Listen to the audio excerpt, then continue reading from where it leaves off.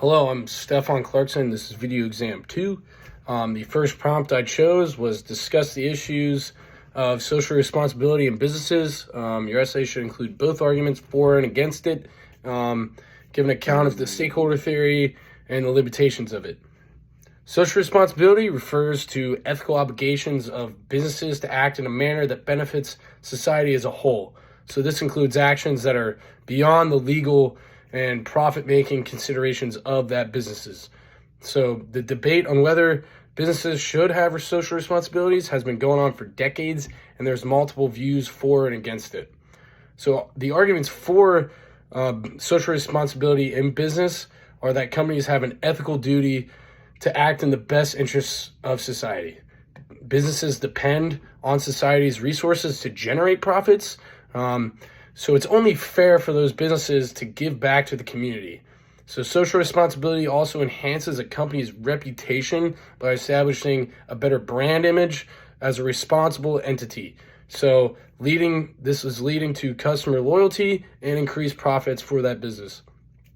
Companies can engage in various activities such as protecting the environment through sustainability projects, providing employment opportunities to the community, and supporting various community projects by offering a different variety of charities to society or being sponsors to events that benefit that society as a whole. However, the opponents of social responsibility in business argue that the primary goal of businesses is to maximize profits for stakeholders. The resources used to support social activities could otherwise be used to create more jobs and improve products' quality, leading to increased returns for those investors of that business. So social responsibility is often seen as an additional cost to that business, which can erode the shareholder values, leading to an unsustainable performance of that business. So the stakeholder theory is a management concept that calls for businesses to consider the interests of all stakeholders, including employees, suppliers, customers, and community at large, in their decision-making processes as a whole. Proponents of the stakeholder theory argue that by taking into account the interests of all stakeholders, a company can assure a long-term profitability and sustainability. This also leads to creation of better working environments, which enhances employee motivation and reduces labor turnover for that business. Additionally, involving the community and other stakeholders in the decision-making of that business, a company contributes to social stability and the development of that society. However, the stakeholder theory has limitations.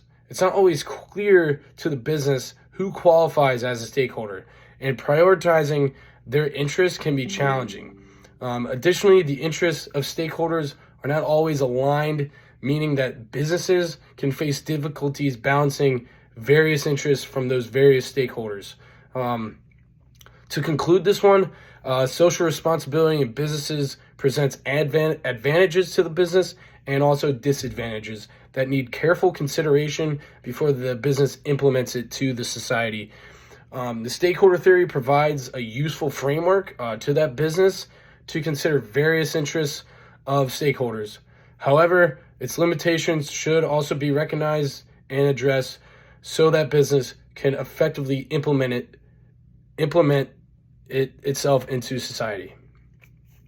Moving on to the next prompt I chose discuss case study 9.1 from The Honest Work, chapter 9. So case study 9.1 is a skateboard scare, and the main moral dilemma presented is the conflict between skateboarders' right to the enjoyment of the public space and the homeowner's right to feel safe in their neighborhood. The homeowners in the neighborhood are concerned about the danger posed by the skateboarders to themselves and to the other residents of that neighborhood, while the skateboarders believe they have the right to use the public space as long as they're not harming others. So the stakeholders in this case primarily are the skateboarders and the homeowners in that neighborhood. But additionally, the other stakeholders could include the local government, the law enforcement officials in that neighborhood and community, and the businesses near the public space where the skateboarders skate, congregate, and hang out. So some possible choices and outcomes in this scenario are numerous. The first one, the local government could impose restrictions on the use of the public space, including banning skateboarding as a whole or imposing time limits on when the space can be used for the skateboarders and for those homeowners. Law enforcement officials could increase patrols and enhance existing laws against reckless driving to protect maybe those skateboarders who are skating on the road, or public disturbances for those homeowners. Homeowners could attempt to negotiate with the skateboarders, asking them to limit the use of the public space or perform their activities elsewhere. Alternatively, the skateboarders could argue that they have the right to use the public space as long as they do not harm others. And they could come up with a petition to present to the local government to create designated areas for them to specifically skateboard, which is maybe build a skate park for them or block off certain sections for the homeowners where it says skateboarders can skate here, skateboarders can't skate here. So moving on from the theory of social responsibility, both skateboarders and homeowners can be considered as fulfilling their respective responsibility. For instance, the homeowners have a responsibility to ensure the safety of themselves and their community, while the skateboarders have a responsibility to obey the laws and engage in activities that do not harm the other homeowners in that community and harm those families.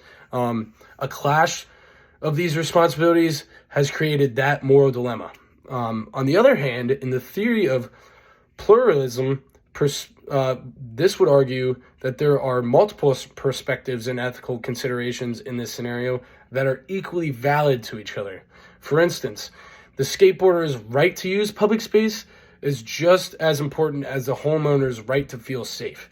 In this case, a compromise might be necessary to maintain social harmony while ensuring both groups have access to the public space and can engage in activities that do not harm others.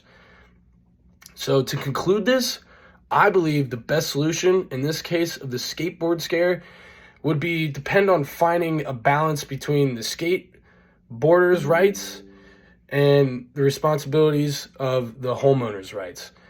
While restrictions on the use of public space might be necessary to ensure this and the safety of the community, the rights of the skateboarders can also be taken into consideration.